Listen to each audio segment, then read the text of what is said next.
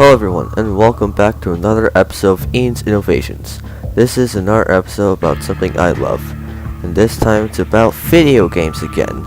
And we're not covering just one game, but a series of video games, and that is the Half-Life series by the game development and digital distribution company Valve Corporation, which you've probably heard of by now.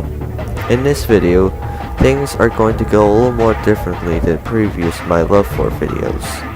We'll first go over the history of the Half-Life series, then how I got into it, why I love it so much, and other stuff. So with that in mind, let's begin dissecting the history of Half-Life and its follow-ups. Valve was founded by former longtime Microsoft employees Gabe Newell and Mike Harrington on August 24th, 1996 as Valve LLC, based in Kirkland, Washington in the Seattle estate. For their first product, Valve developed and released a game called Half-Life on November 19th, 1998 for Microsoft Windows, and just a few months ago the series celebrated its 20th anniversary. I was initially planning to upload this video on or near its 20th anniversary, but I'll explain later why that didn't happen. Half-Life is a first-person shooter developed by Valve, as stated before, and published by Sierra Studios. It ran on a heavily modified version of the Quake engine called Gold Source. In the game, you play as Gordon Freeman, a theoretical physicist and also a silent protagonist that never says a single word throughout the entire series. The plot involves Gordon working at Black Mesa, an underground research facility in the desert of New Mexico. At the beginning of the game, Gordon and other scientists are experimenting with a mysterious crystal, but then things go wrong, resulting in a resonance cascade. This leads to aliens from a border world called Zen coming to Earth and invading the facility. Other things happen in the game, like US Marines coming into the facility and trying to kill you, other scientists, and aliens to cover up evidence of the incident. So it's up to you, the player, as Gordon Freeman, to make it through Black Mesa, get past the Marines, and stop the resonance cascade from allowing the aliens to continuously come to Earth. The game was praised by numerous publications as one of the best and most influential games of all time. In general, 1998 is often considered one of, if not the best year in gaming. Not only did we get Half-Life in that year, but we also got Legend of Zelda: Ocarina of Time, Metal Gear Solid, Fallout 2, Banjo-Kazooie, Pokemon Red and Blue, and other games. 1 year after the release of Half-Life, Valve teamed up with the video game studio Gearbox Software to make another project. The result was the expansion to Half-Life known as Half-Life Opposing Force, released on November 1st, 1999. It was once again published by Sierra Studios and ran on the Gold Source engine. In the expansion, we don't play as Gordon Freeman. Instead, we play as Corporal Adrian Shepard, a U.S. Marine. He is also a silent protagonist like Gordon Freeman.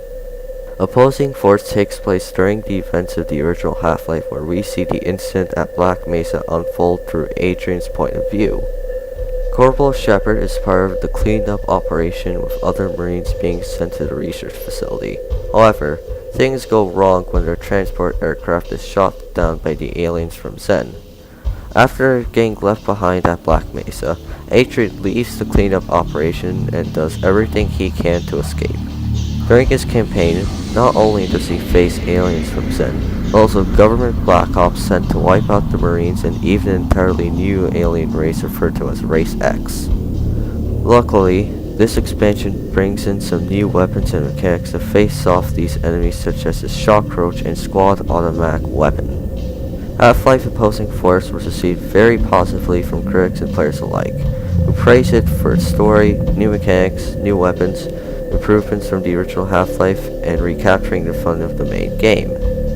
On June 12, 2001, Valve and Gearbox developed and released another Half-Life expansion called Half-Life Blue Shift, which was also published by Sierra Studios.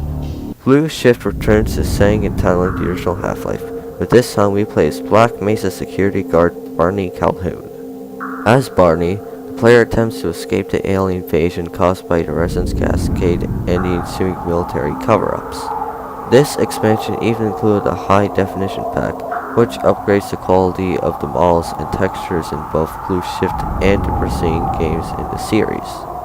However, Blue Shift was much shorter than Opposing Force and wasn't really that difficult. It barely added any new content and it didn't even reuse any assets from the previous expansion. As a result of this, Blue Shift received mixed reviews. Some liked it as it still maintained the fun of the original Half-Life, while others criticized it for its short length and having very little new content added in. Not long after Blue Shift came out, Half-Life was ported to the PlayStation 2 on November 14, 2001, and it included the third and final Half-Life expansion, Half-Life Decay, which was exclusive to that version of the game. Developed again by Valve and Gearbox and published by Sierra Online, Decay takes place in the same setting and timeline of the first game like the previous expansions. But unlike previous expansions, this is a co-op experience where two players must work together to finish the game. In this expansion, you play as one of two female colleagues of Gordon Freeman, named Gina Cross and Colette Green. The plot of Half-Life Decay is that Cross and Green help out with the experiment that Gordon Freeman does at the beginning of the main game. This of course results in the Resonance Cascade to happen, so now both of the scientists must find a way to stop the Resonance Cascade while also unfolding some of the events of Gordon's campaign in one way or another.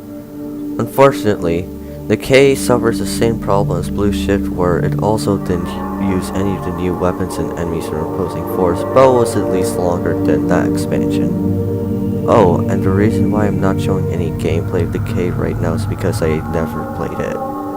The reception for Half-Life Decay was weak, but overall positive from critics, who praised it for its puzzles that required players to work together and for being fun, but also thought it was a little tedious at some points. Decay was never officially released on the PC, but on September 23, 2008, the expansion was ported to PC thanks to modders. These expansions were a great addition to Half-Life, however, fans and players were still asking for a sequel to the original game.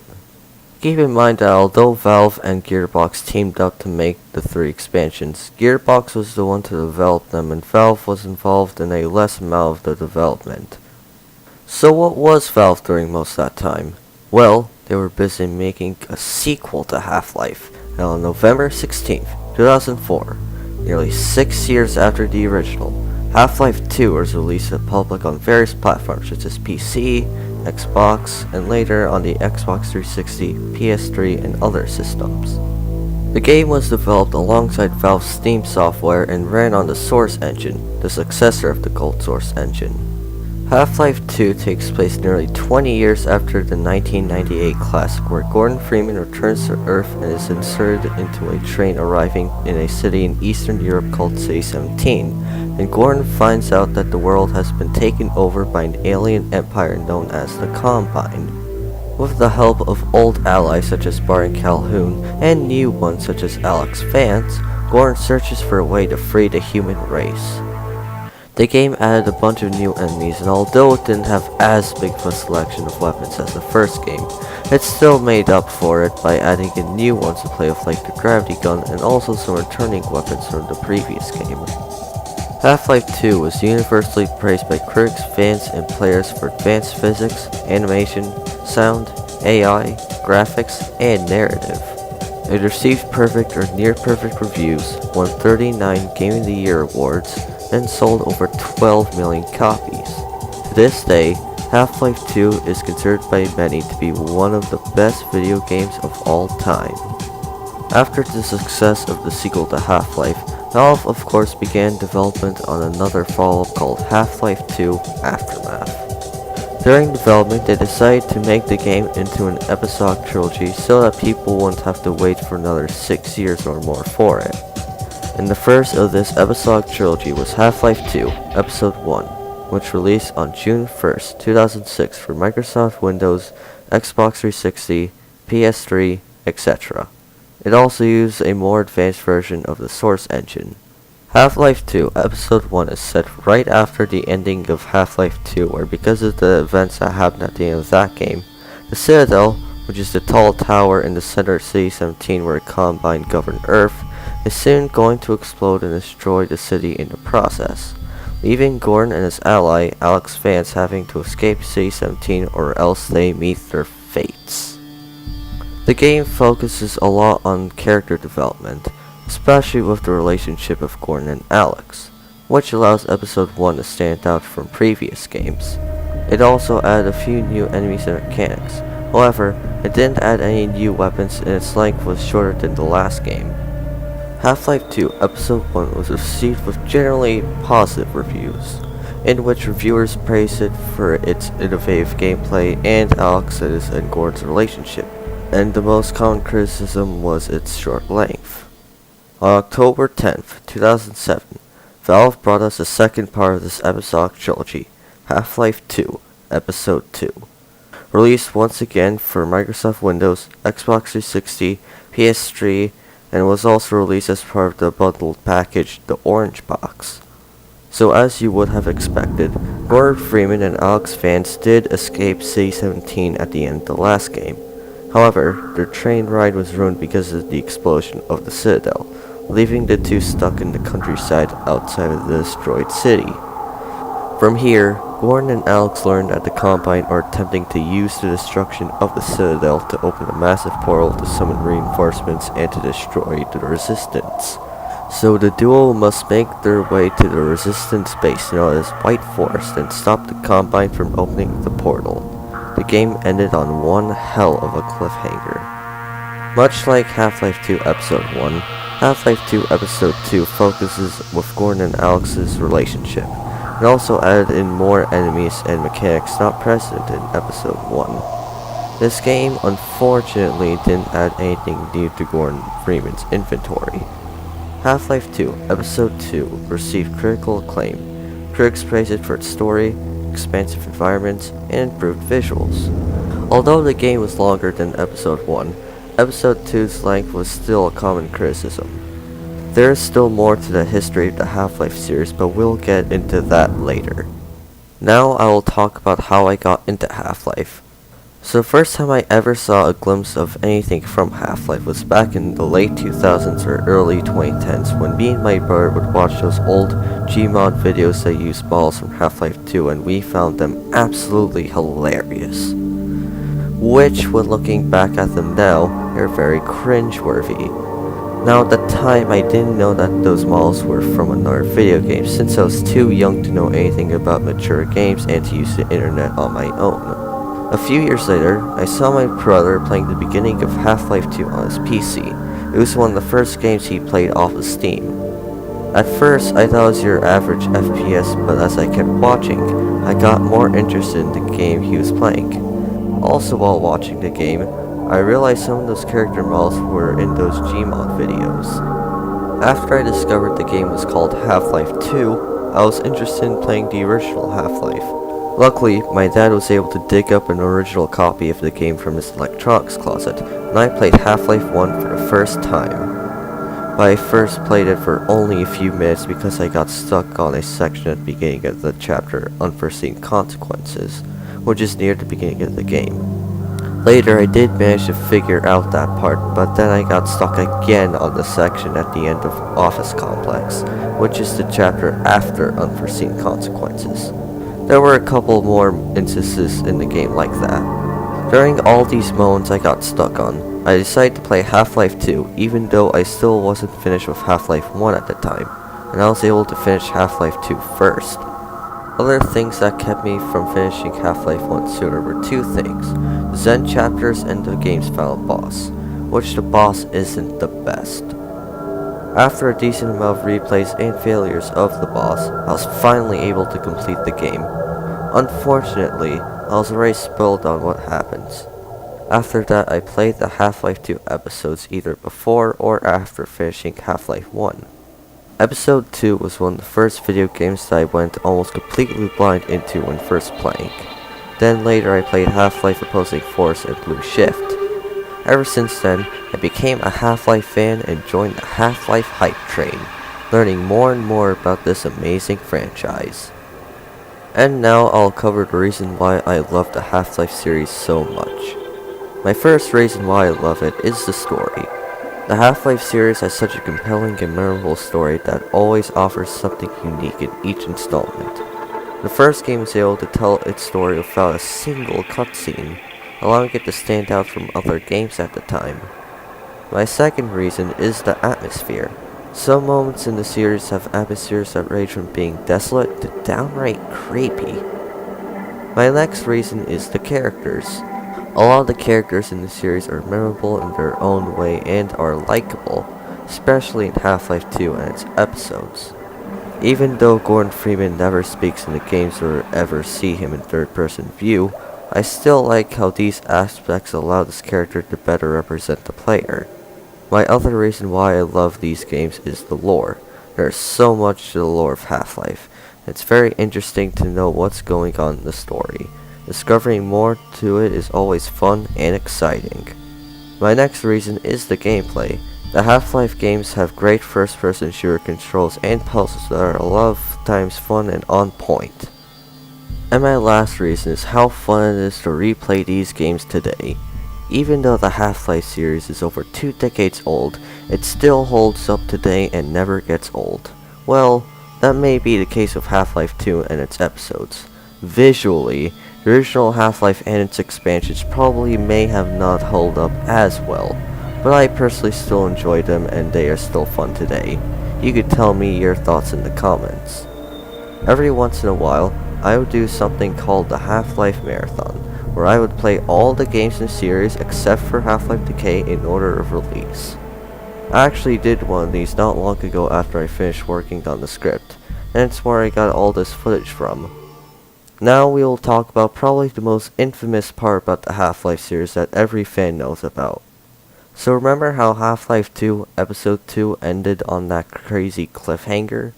Well, ever since then, there hasn't been a single new Half-Life installment, leaving the series incomplete. Half-Life 2 Episode 3 was confirmed a couple of times not long after the release of Episode 2, but no official release date was announced. In fact, the episodic trilogy was originally planned to be concluded by Christmas 2007, but that never happened. So what exactly happened to Episode 3? Well, we don't know exactly. Valve has never explained or confirmed what has happened to the game. Over the years, the response to this has changed.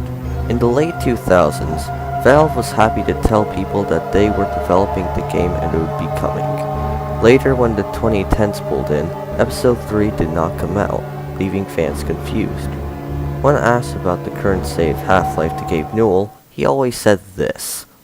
Everyone is wondering what you guys, the main Valve team, are doing right now and where Half-Life is headed.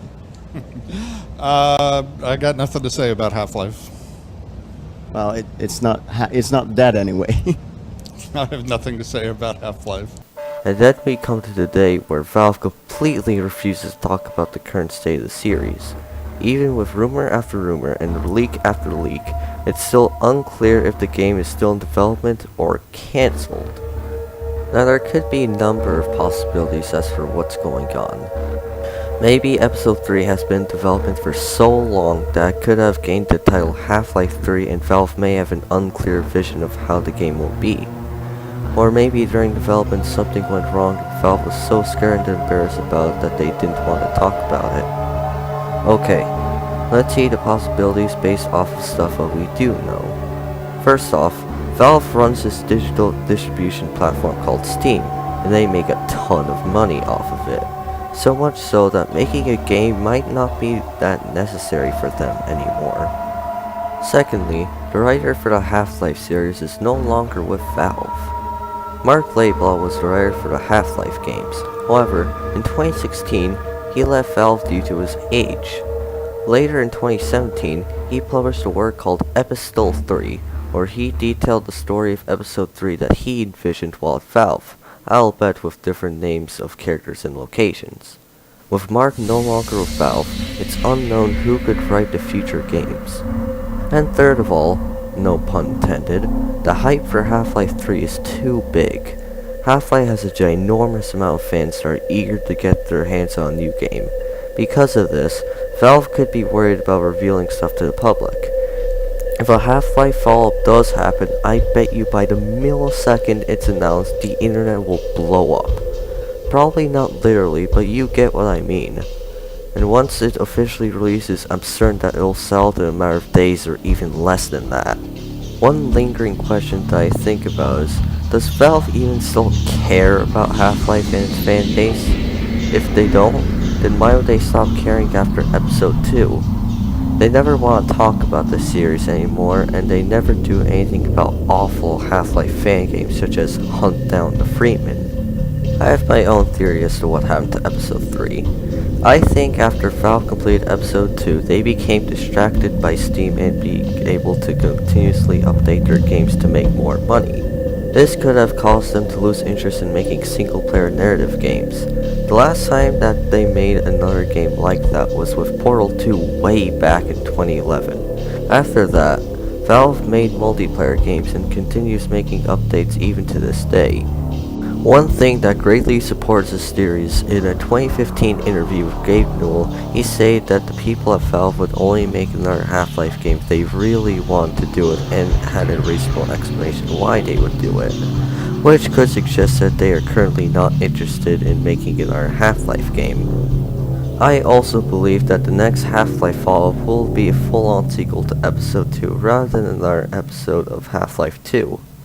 The reason why I'm convinced in this is because at the end of the credits for both Half-Life 2 and Half-Life 2 Episode 1, we see the Valve logo. However, at the end of the credits of Episode 2, we instead see the Half-Life 2 logo. To me, this means that Episode 2 is the last game to have Half-Life 2 be in the title. But let's get back to what happened after the release of Episode 2. Fans have been waiting for so long that there have been memes, jokes, parodies, fan games, and fan fictions. Some popular memes include stuff like, since Valve hasn't made a single game with the number 3 in it, people say they don't know how to count to 3. Or when people take numbers from something related to Valve, then more numbers from somewhere else, use those numbers with some mathematics, resulting in the answer being 3 and saying Half-Life 3 confirmed, and many other memes. It has gone to the point that people are expecting the next Half-Life installment to be perfect. And if Half-Life 3 turns out to be less than perfect, then it would cause probably the biggest internet backlash ever. I guarantee you that Half-Life 3 will not be perfect, but that's fine as long as if it's a very good game that'll be worth the wait. Keep in mind that whenever Valve would develop a game, they would spend years developing it so that it would be flawless in the end. And I hope that's what's happening right now. Some fans even believe that Half-Life 2 Episode 3 or Half-Life 3 will never happen. It would be great if the fan base would do something good about this. Oh wait! Fans are working on their own version of Half-Life 2 Episode 3, which is titled Project Borealis. It will be based on Mark Laidlaw's Episode 3, and from the update videos on the game, it looks pretty promising.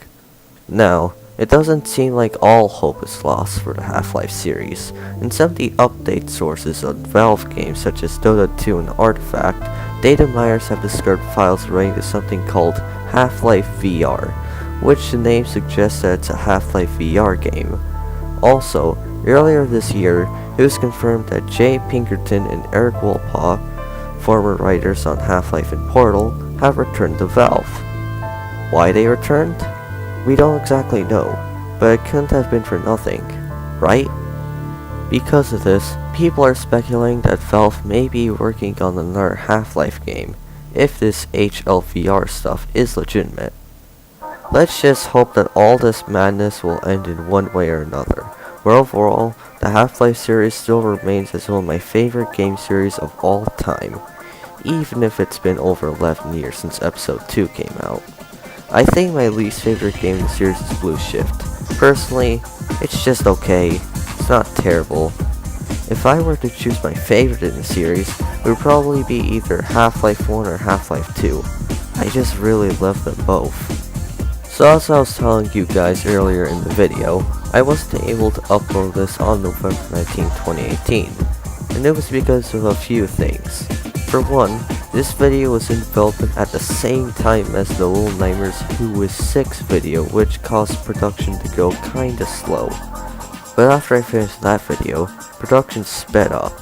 Also, playing through most of the Half-Life games to record footage took longer than expected. And lastly, after I uploaded the LEGO Agents Deep Sea Quest review, I took a little bit of a hiatus working on my YouTube channel to instead work on something else and also began production on future videos.